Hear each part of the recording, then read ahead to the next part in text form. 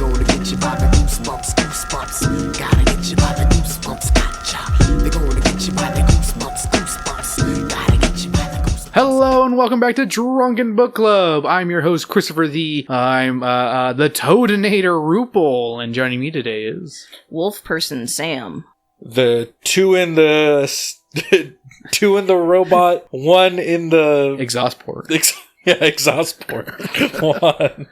And today we're going over Goosebumps number 30, blah, blah, blah. A Shocker on Shock Street. Ooh. Now you understand the joke. Yes. How did everybody get into this one? I obviously read the book like I normally do. I did the audiobook like I normally do. Yeah, Did you? Which audiobook, Sam? The modern one. Okay. The 2024. Oh, I did the one that you sent. Yeah, the classic one, the audio tape one, the Disney produced ones. How was that one, Juan? I mean, it was alright. To be like 100% candid, because I have to have one headphone in because I'm working. Yeah. So there were some times where people would come to me and was like, oh yeah. So I was kind of thrown off a little bit. But other than that, it was like less robotic, but still like, what's the word I'm looking for?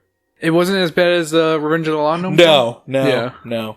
Who was on this one? Do you know? No, that Top I of your don't know. I don't remember off the top of my head. I can pull that up in a Yeah, sec. go ahead and pull that up. Yeah, as normal, I read the classic version. I was just reading that one at work, surprisingly. I actually don't think I read any of it here. Because I've been getting to work about like a half hour early, and I was like, screw it. I'm just gonna read a little bit at work, get some chapters in, and then when I'm done with my work at the end of the day, usually about a half hour early, I'll read for like another 20 minutes, and that was nice. Honestly pretty nice, pretty quick. I took a lot of notes on the fly on my phone, so if there's random spelling errors and stuff, that's probably gonna be why. I'm so excited. And Sam, how was your experience with your audiobook, since you usually go with the modern one? It's always like, I like the fact that it's like the non-edited, like it is just verbatim from the book. It's not abridged. Abridged, there we go, thank you. I get a lot of the stuff that the other audiobook will leave out, but it's also, they always feel a little more stale. Yeah, because it's literally reading the book. Yeah. Versus an abridged, almost play-like version. Yeah. Although I will say the one thing I did like was how well, like this one did do a good job of like acting. Yeah. Not just reading, because sometimes it feels like they're reading an instruction manual. Yep. Yeah, because there's a point at the end where I don't mean to spoil it, because I feel like if you're listening to this, you're not going into a Goosebumps podcast not knowing Shocker on Shock Street. But a robot starts glitching. Yeah, Marty starts freaking out after entering the house, and he starts. No, it's when Erin. No, it's Marty. Marty's the one who gets shocked. Marty gets shocked, but then Dad goes up and she's like, "Dad." Okay, yeah. Oh, yeah, that's right. Dad, what's going on? She's Dad. having the breakdown. Yeah, and she's like, "Dad." And like she's actually like acting that part out. Yeah, she's making all the noises. She's not just like Dad, Dad, Dad, Dad. Like on the ones that I put up. Yeah, like some of the AI or text to speech ones. Yeah. Alrighty. Well then, I guess going into first impressions, did you guys know anything about Shocker on Shock Street before going in? I remember the twist of it because of that one quiz, that thing that we did. Quizzer, we did. Yeah. Other than that. Yeah, other than that, I don't. So what did you guys think going into this? When did you think it was going to be a boot? Well, yeah, I already kind of knew what the original thing was. Yeah. But... Well, you knew the twist. Yeah, I knew the twist. But I thought it was going to be... Actually, I knew the plot, kind of. Like, I knew the basics of the plot. I can't remember how we talked about it, but it was brought up before. I probably brought it up, because it's kind of a weird one. Like, this is just a weird book in general. Like, yeah. Like, it's got such a weird premise of... R.L. Stine went on the Universal's tram tour ride and was like, how can I make this scary? That's what this book feels like. How can I make this scary for children? Yeah. Oh, I know. I'm going to make the children not really children. I'm going to give them a good shock. Oh, honey, what was that move that I used on you the other day? Shocker. Shocker on Shock Street. Yeah. Oh, that's original. Well, he can't call it Fear Street or else he'd be ripping himself off. Yep. And he can't do Ghost of Fear Street because that's later on and he didn't read any of those. There's a lot of ghost writing on those ones. Alright, well then, let's get into the story then. And don't be afraid to interrupt with your sound effects, your notes, your jokes, and all that fun jazz. And all your tits. And all your titties. Erin Wright and her best friend Marty are fans of the horror movie franchise Shock Street. Both are ecstatic to discover that Erin's father is the designer of a new theme park based on Shock Street. Mr. Wright reveals that all the attractions will include animatronic robots, and he wants his daughter and Marty to be the first kids to visit the park. Erin asks him if her mom can join them, but Mr. Wright cryptically says that they're better off with just 2 people. Hint, hint, wink, wink, she doesn't have a mom. When they arrive at the park, Erin and Marty meet their tour guide, Linda. She gives them red toy guns and says that they can be used to freeze monsters. I wonder, RL kind of, like, because I don't know if they did that back in the past, like, with, like, horror attractions, if they gave kids, like, glow sticks yet. But RL came up with the glow stick method. If you think about it. The kids will get to view the park from a tram, but they will be riding on the tram alone. Once aboard, the tram takes the 2 friends to a haunted house. The house ends up becoming a roller coaster ride. But because the tram doesn't have any seatbelts or safety bars, the kids almost fall off of the vehicle. Which, when I read that part, I was like, where's the safety measures? People are going to die. Well, and I'm like, because, like, there is some stuff, like, even if you go, like, with Disneyland and also, like, with the Universal tour, Yeah. they don't have seatbelts, but it's not, the whole idea is it's not a ride in the sense of, like, it jostles you around. The experience. Actually, what about the Fast and the Furious part of the tram ride?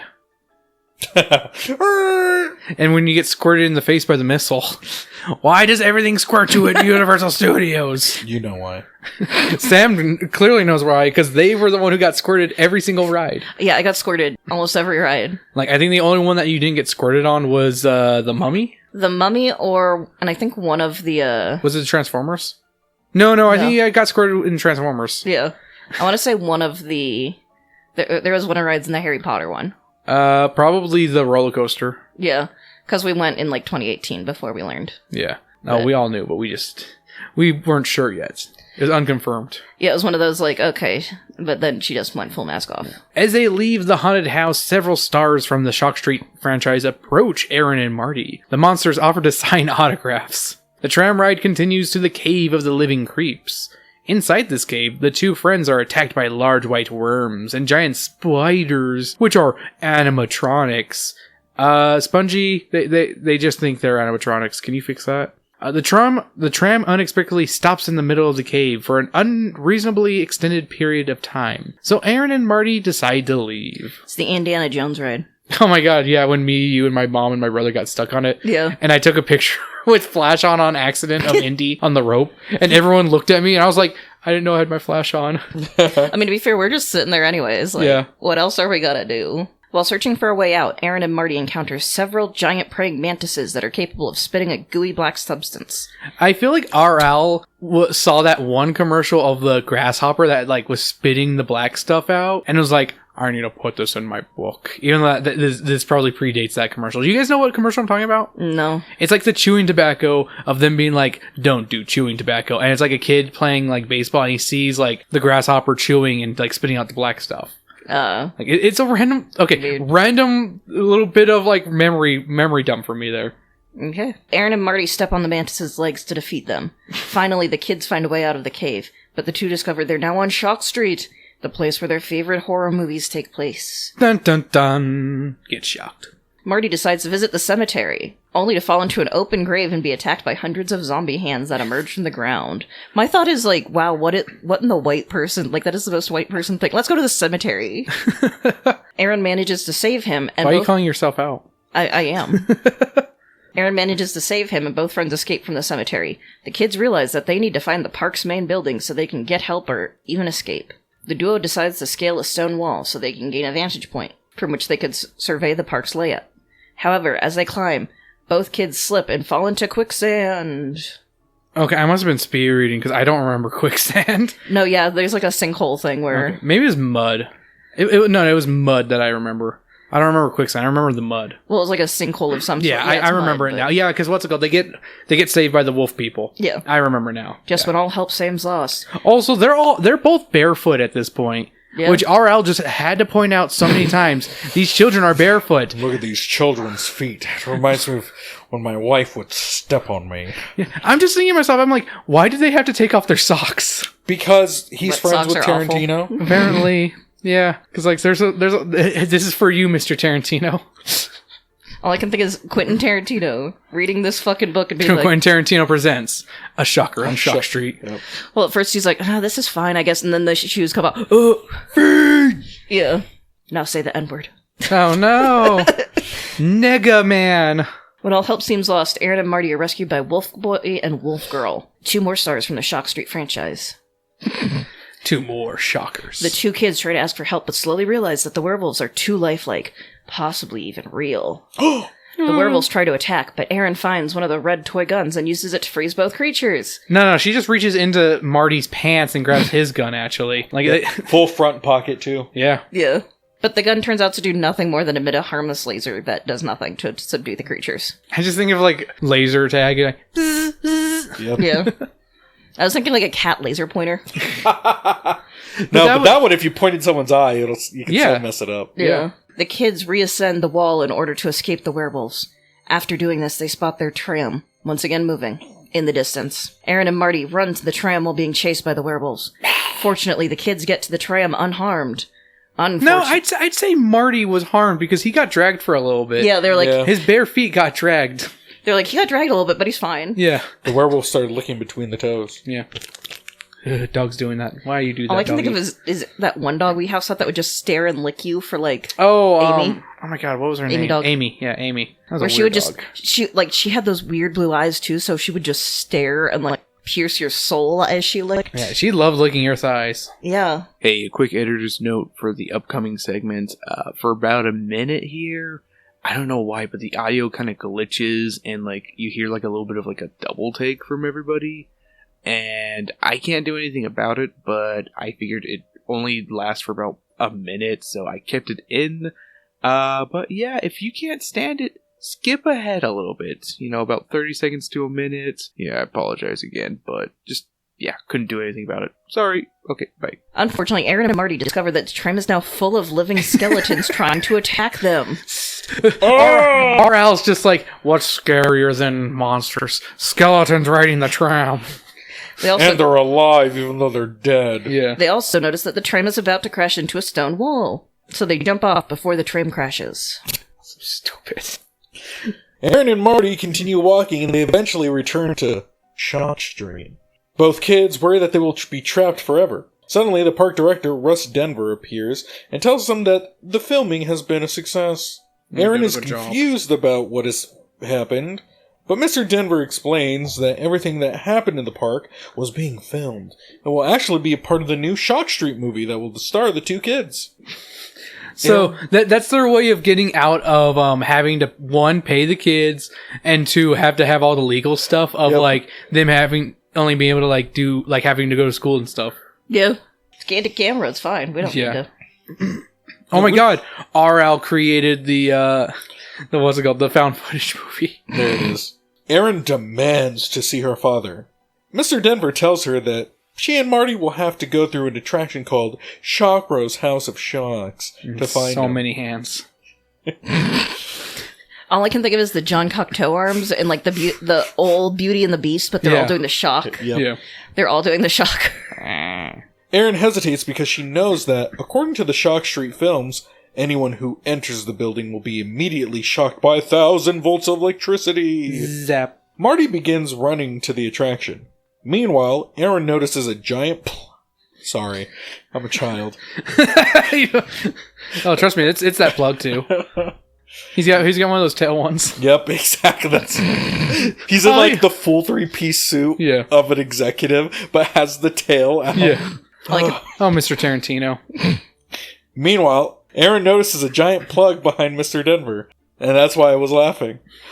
When the plug is pulled, it is revealed that Mr. Denver was a robot. Again, I was... Oh, sweet relief. Erin tries to warn Marty, but it's too late. Marty is hit by thousands of volts of electricity and falls to the ground. Erin sees her father approaching and runs to him to ask for help. But Erin freaks out, yelling that Mr. Wright is not her father. Soon, she starts babbling and starts moving. In the final chapter, Mr. Wright tells a coworker that there's something wrong with the Shock Street Park. The robot kids named Erin and Marty are malfunctioning. The Marty robot is completely run down, while the Erin robot's memory chip is malfunctioning. Something that Mr. Wright regretted not catching earlier when the Erin robot asked if her mom could join them on the ride. The Erin robot wasn't supposed to acknowledge that she had a mom at all. The story ends with Mr. Wright and his co-worker hauling off the Erin and Marty robots to get repaired, commenting that as soon as the robots are fixed and the park's test run is complete, they can open up Shock Street to the real flesh and blood children and their families. The end. Shock. Alrighty, guys. Do you have any notes that you have? 'Cause I actually got quite a few. So this is a weird thing that I just thought of when hearing the summary. Yeah. Of like the volts are so dangerous. Voltage isn't what typically kills. Yes. It's amps. Yes. But high voltage it's still dangerous. Yeah. Because somebody described it as kind of like, it's not the size of the car, it's the speed. Where it's still both things are bad. Yeah. But, So, did you guys catch any of the pop culture references? I know Milk Duds. Yeah, Milk Duds was there. Yeah, they poop Milk Duds. Yep. That's how they describe the fear poops they had. Like little rabbits. Yep. Rabbit poops. But they referenced Star Trek with the gun saying they look like the phasers. The phasers, Yeah. And the director's wearing a Dodgers cap. Do you guys remember the monsters featured or said in this one? There are so many. There was the wolf crab. There's the wolf crab, which is the first one, which is the remember- movie they watched. I also remember because I hear the giant enemy crab and I'm like, hit its weak points for massive damage. You also have the electric eel woman, toxic creep, wolf girl, shockro, wolf boy, piranha people, Captain Sick, the great gopher mutant, ape face, toxic wild man. How he's different from toxic creep, I don't know. Sweet Sue, the murderous doll, the fabulous frog, aka the Toadinator, the mad mangler, and shockro. You said chakra already. 2 chakras. I did say shockro twice. I didn't realize that. See? Because of double shocking. Yep. My thing is like some of those sound like actual decent horror stuff or even like fun campy. And some sound like, what was it, like Captain Sick? Yeah, Captain Sick. Sounds like a Garbage Pail Kid. That is, yeah. Hey, RL did end up writing the chapter books to Garbage Pail Kids a couple years back. Yeah. So that's what it sounds like. Like some of them I'm like, oh, that's... Here's my favorite note. Steamed crab. Ooh, steamed crab. And I'll save that one for last. Chapter 4, first clue to being robots, page 21. You'll blow a fuse. Foreshadowing. I mean, then again, you could also say the mother thing as well, but I mean, that one's a little less apparent until the end. I don't care for how much Marty disappears and reappears. That was getting so annoying. Yeah, where Marty, where are she'd be you? like, "Where are you? Where are you?" From behind here. Why did they have to take their socks off during the cemetery scene? That's weird, right? Oh, 100%. Children taking off their feet, RL, really? Taking off their feet. They're Bratz dolls. They just...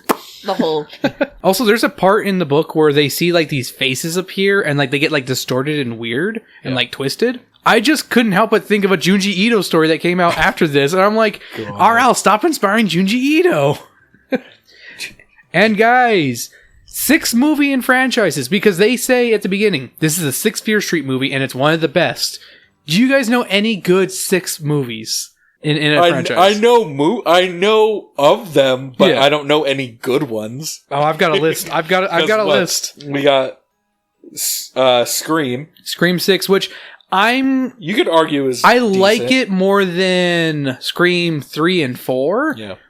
But it's not the best one. I still think 1 and 2 are the best ones. Agreed. I don't like the more modern ones. Then you have the Freddy franchise. Nightmare on Elm Street 6, Freddy's Dead, The Final Nightmare. Yep. Not a good one, but dang it, it has some really good effects and really funny moments in it. Then what else? You got... Friday the 13th, Part Friday 6, the 13th. Jason Lives, which I actually really, really like. It's maybe like my 3rd favorite of the Friday the 13th movies, because 1, it actually has a plot. Oh my god. Yep. It actually has a plot. And 2, there's some really good editing and funny things that go on in this one. What do you mean? Friday the 13th, 1 through 5 is just Michael taking a stroll. That's all he's been doing this whole time. I'm trying to get home. I like that you say Michael taking a stroll. Yep. You mean Jason. Jason. but I go to Michael, like the Michael Myers. Can you name the 6th one? Do you know the Isn't subtitle? isn't that the one in space? Isn't No, that's Friday, Jason X. Oh, okay. Friday, That's the 10. The 10th one is in space. Yeah, which I actually really like. That one's a really fun one. But no, Halloween 6. No, I don't. Halloween 6 is The Curse of Michael Myers, and that actually got okay. Here's a revealing a little bit off the curtain. That got added to our Disney Movie Muses list. No way. Because I found out that Dimension Films was partly owned by Disney during that time, so I added all the Spy Kids movies, the Dusk Till Dawn movies, and the first three Scream movies are also in that, as well as the first 3 Scary movies, and anything else that I was like, I have to add this because just for myself. What is it? Saw 6. Saw 6 is a horror movie. Apparently, okay, I looked it up. A lot of people rank that as like their second or third favorite one, and I'm just like, I don't remember it at all. Neither do I. Like, and also, The Curse of Michael Myers, that one also has, oh my god, Paul Rudd in it. Yeah, he plays the little boy that was babysitted by, oh my god, Jamie Curtis in the first movie. Oh, no way. Yeah, he plays the grown-up version of that. All right, and That's all I can think of. Here's a couple more. If you don't include Prometheus, Alien Romulus is the 6th one, which is a really good one. Mm-hmm. But if you do count Prometheus, then it's Alien Covenant, which I don't care for that much. Good first half, terrible second half. We also have Predator Killer of Killers, which is the 6th one, and that one is amazingly good. I always forget that the Predator is technically a horror franchise. Yeah. Is that the one where it's like they're all from different time? Yeah, it's the Viking, the... Oh my god. The U.S. The World War II fighter. Yeah. Apparently it was really good. Oh, it's really good. It is so good. I haven't watched it, but... You should watch it. Yeah. It's a good hour to kill. Good animation. Yeah, it's a good hour to kill. I'll just say that up front. It is a great one just to put on and just have a blast. It's also on our list for Disney Movie Muses as well, because it's technically a Fox movie. Woo. We also have Curse of Chucky, the first one from the... after the Seed of Chucky movies, or after the Bride ones, where it kind of goes back to being like an actual trying to be scary movie franchise, and it's all right. It's not too bad. Yeah. I was about to say not my favorite of the relaunch ones, but I still like it. Yeah. We also have Leprechaun Back to the Hood. I just had to put that one in there because it made me laugh because. It's not a good movie, but I always forget that there's 2 In the Hood movies. And I think my favorite piece of information from the Leprechaun Hood movies is they had to teach Warwick Davis how to use a bong. And it changed his life forever. Ooh, magical green leaves. Alrighty, guys. What do you think inspired R.L. Stein? All of his previous shit? I think so. I think that's part of it. I also think the a lot of like the campy like 1950s 60s horror movies. Oh, I've got it for you, baby. I feel like R.L. Stein was inspired by B-movie master Roger Corman with the Strock Street Monsters and Ideas, because he made movies like The Leech Man, The Wasp Woman, and stuff like that, where it's just like animal plus person, or just noun and noun. Yeah, I can see that. And the original Little Shop of Horrors as well. Not the musical, but the original. For the theme park attraction, according to Goosebumps Holiday Collector's Cap book, R.L. Stein got the idea for this book when he was at Universal Studios and wondered what would happen if the robotic attractions came to life. I kind of saw that one. God, R.L. Stein predicted Five Nights at Freddy's too. Oh no! I could see that one because my dad's been on that tour so many times he could give it himself. Yeah, I do like that tour. Yeah, I was gonna say it's a good tour. We'll get into that in our question section. But yeah, I was like, no, this is the Universal Studios tour. Oh yeah, it had that vibe of like 100% Halloween horror noits Canadian. Hey. And for a possible literary inspiration, and you guys are gonna laugh when I say this, the Divine Comedy, aka Dante's Inferno. The ride starts with abandon all hope, much like the entrance to hell, abandon all hope, you enter here. They then go through 6 stages of hell and see all the different things that they've sinned about. Okay, so who's Dante? None of them are Dante. They're just they're kids. just the wandering souls. Yeah, they're just wandering souls. Yeah, I was gonna say neither of them are Virgil because they're not guiding. Yeah, there's no guide. Could you imagine that Marty was Virgil, but he keeps going off screen? Yeah. Virgil has an untreated ADHD diagnosis. Where is he? Oh, he's looking at that thing now. But yeah, there you go. As soon as I read Abandon All Hope, I was like, no, they didn't just reference the Divine Comedy here. And then I was just like, when reading it, I was just like, yeah, they are going through different stages of hell. Because, like, it starts off with a haunted house. It becomes a roller coaster. Then they go through a cave of misfortunes with that. And so on and so forth. Like, they literally go through a fucking journey of craziness. And, yeah, they go through their own personal hell. Yeah. There you go. It's been a while since I've had a literary reference to anything, so I'm just happy to bring that in. Thank you, R.L. Stein. Not really, but maybe. We'll get into that. Random question section, guys. Do you have any questions? I don't off the top of my head. Does the ride, with the exception of like the analogy that we just gave, right? Does it give you fair ride of like the fair horror? Yeah, because I feel like I'm gonna die.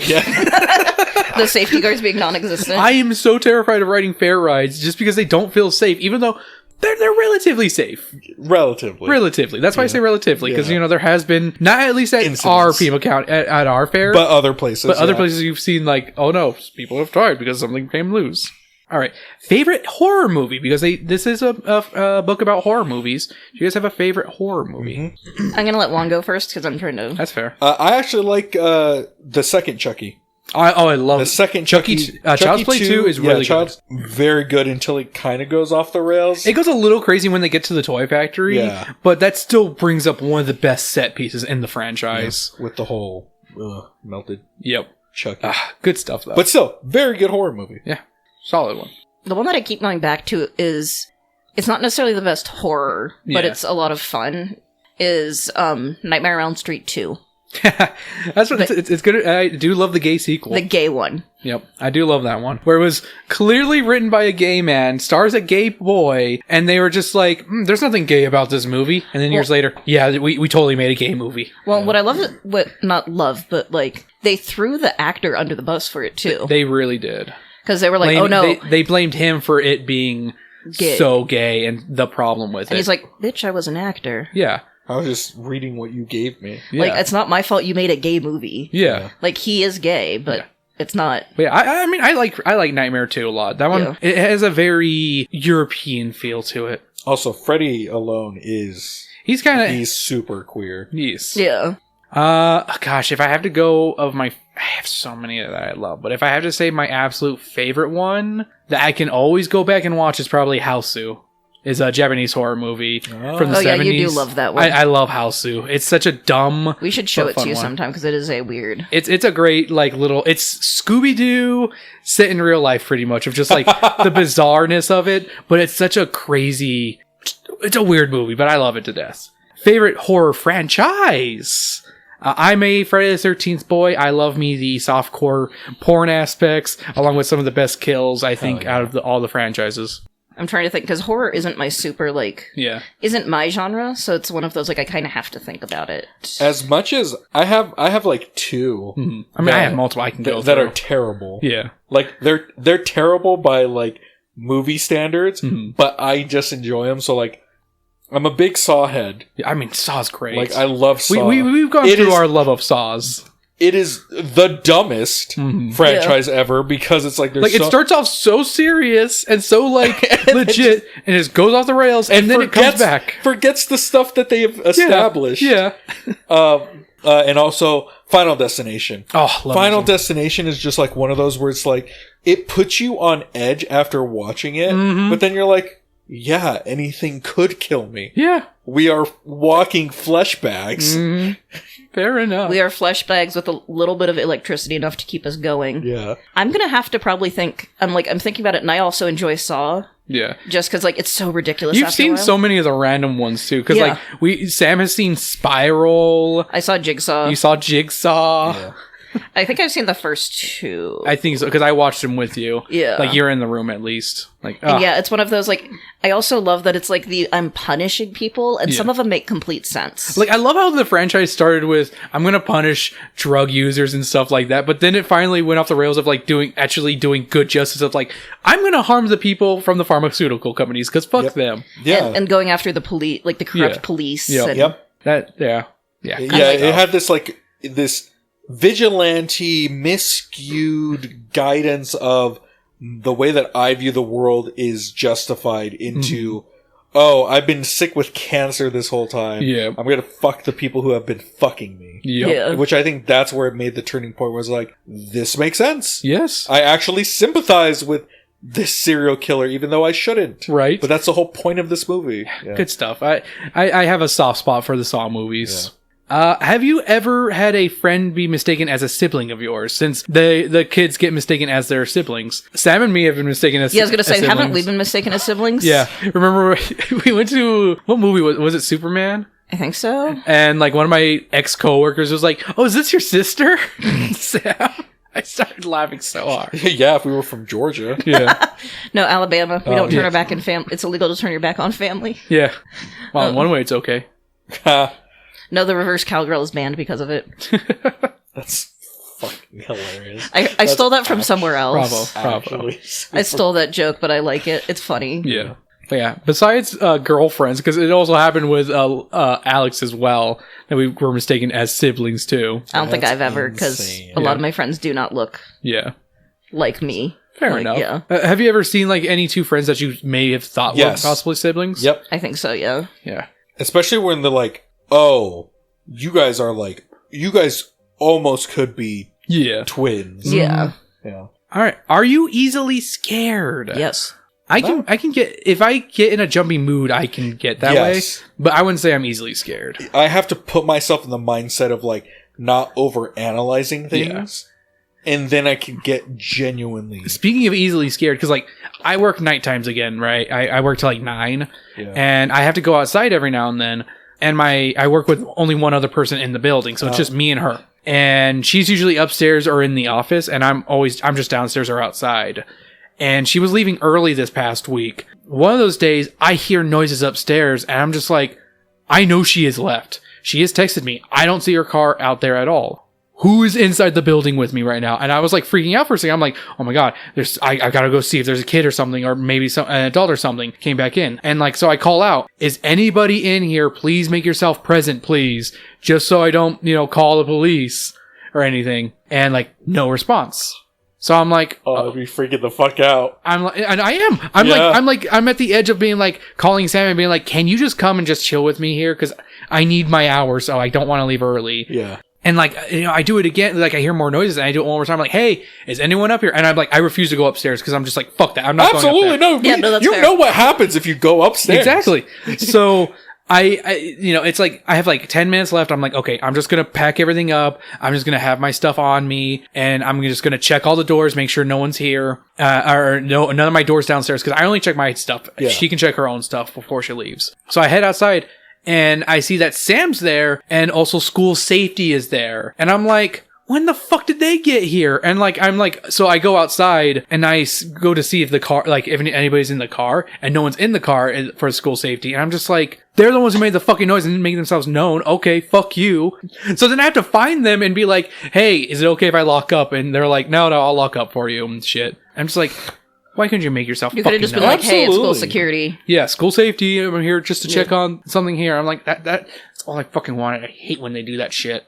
Yeah. Yeah. But no, yeah, I'm usually the person who will be like, I'll lead going into like a haunted house or anything, because Yeah. it's like, not saying that it's super predictable, but They're pretty predictable. Yeah, if you've been in enough haunted houses, you know. You know when where it's gonna pop out from. Yada yada. I am the one that is easily freaked out. Like, I'm it's the one. it's who kind of knocks. funny because you said about like if you overanalyze things. Yeah, that's my you. thing is I already overanalyze. You said not to overanalyze. I'm like, the problem is I overanalyze to the point where everything becomes. Yeah, a Sam jump scare. overanalyzes all the time. I do. Next question: ever been on the Universal Studios tram tour? Which I think that's a yes from all of us. Oh yeah. Yes. Oh yeah. I rather enjoy that ride. What do you guys think of it? I like it. It's a nice fun. hour. Like It's a good like one waste of time because like there's not a lot to do at Universal Studios. Let's be Yes. honest. So it's a good one to like. You don't have to wait long. Like the longest I think I ever had to wait was maybe 10 minutes. oh okay. And you're just in and out. It takes like 2 hours, or an hour or whatever. I But like it's still it a fun during ride. Halloween. And I you're want to go during Halloween. And I mean, you're sitting the whole time too, so you don't Yeah. have to. Yeah, because at Halloween they set up near the Bates Motel different little scene Yeah. areas with different horror icons. and you actually get to get off and actually walk it. Yeah, because I saw what's called Mega 64 did a video of it. Oh, dope. And they went like they showed like them going through some of the haunted houses and through that spot too. Yeah. And God, what was I think they mixed Fallout with the plane station, the crashed plane area. Yeah. Or I can't remember which one they did. No, the Purge. They mixed the Purge with the crashed plane, which that works. And that's pretty cool. Yep. Next question. Ever been off a ride? Since the majority of this book is off ride. We have. We have. Yes. Yeah. Go ahead.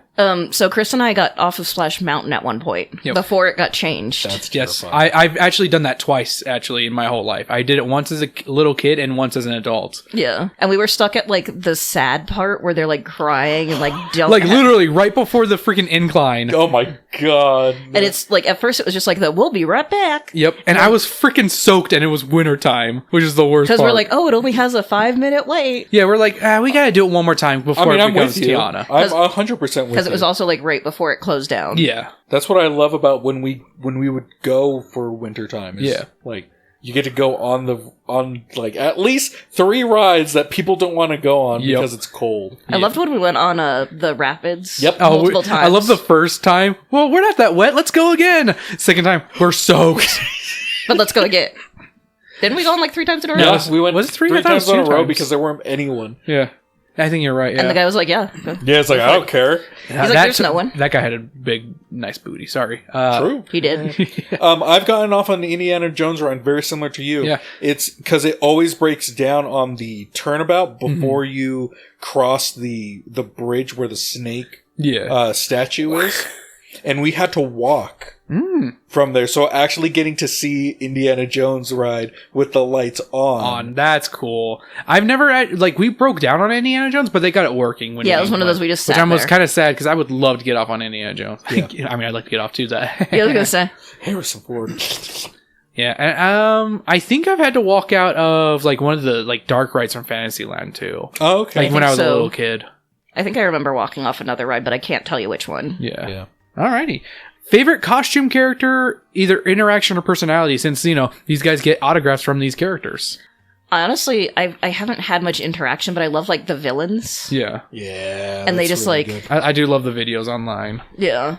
I think I'll always have a soft spot for Buzz Lightyear. Yeah. Because I remember the thing that always stands out to me, like in my memories of going as a child, because remember, then you actually had the autograph books, and like some of them were like special to them, and you had like it came with a special pen. Yeah. Buzz Lightyear actually signed my autograph book, and I remember it was like he was the cast member was moving him from one area to the other, but he stopped and took the time. it That's rather pretty than cool. wait, like telling me to wait. Yeah. Or go somewhere else. So that's really cool. Yeah, so I'll always have a soft spot for Buzz Lightyear.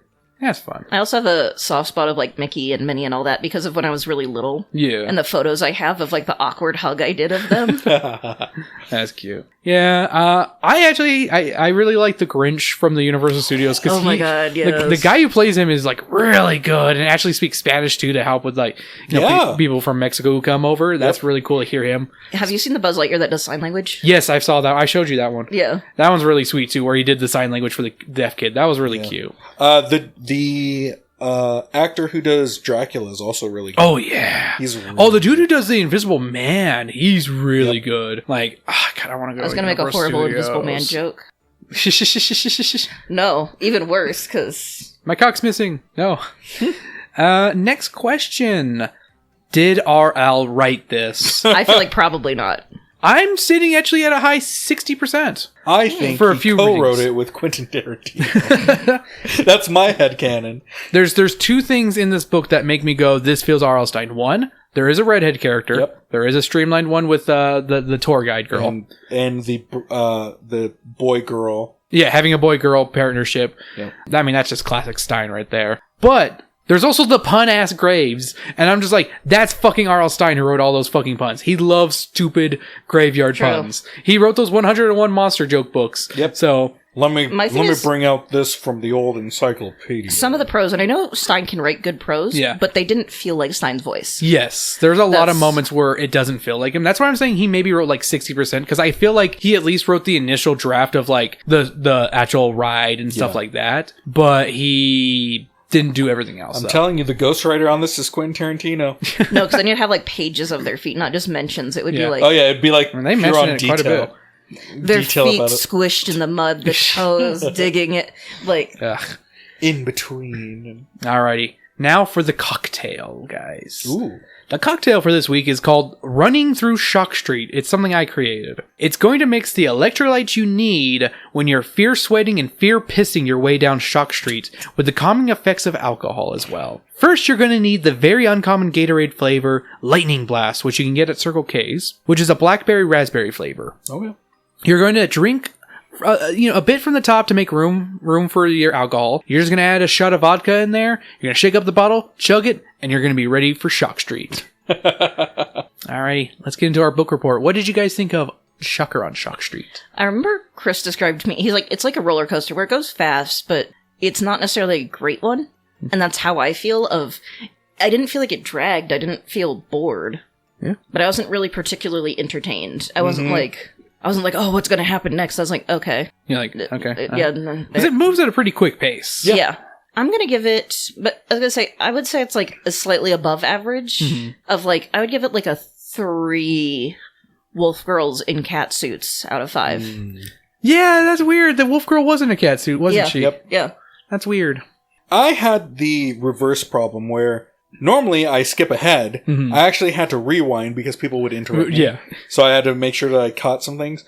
Very much because, again, we've done this podcast for a while, and remembering the ending, I was like, you get the nuances of like, oh, robot pun here, or like foreshadowing here. And I was waiting for the shoe to drop Yeah. for a little There's bit. really not a lot of like references to them being robots. Usually RL puts a little bit more. There's only Yeah. the 2 of, you don't have a mother and you'll, blow a fuse. Yep. Which, I mean, that feels like an RL like hint right there. That's why I'm saying it's like a 60%. I'm gonna die on the hill that the ghostwriter was Tarantino, though. Because Kid's Feet is very weird.